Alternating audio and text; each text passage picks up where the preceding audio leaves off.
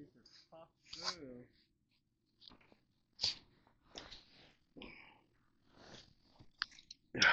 that view over there? On the right side, that is Mount Madison.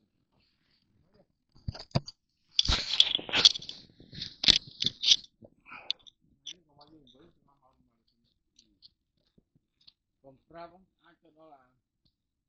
sport lên thuyền dễ làm đôi giờ đâu làm nên ai thì giờ đang xem nó mới với nó bọt đánh chở rót với thầy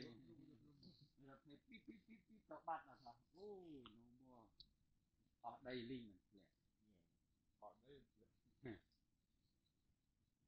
thế mà thà nó dễ nó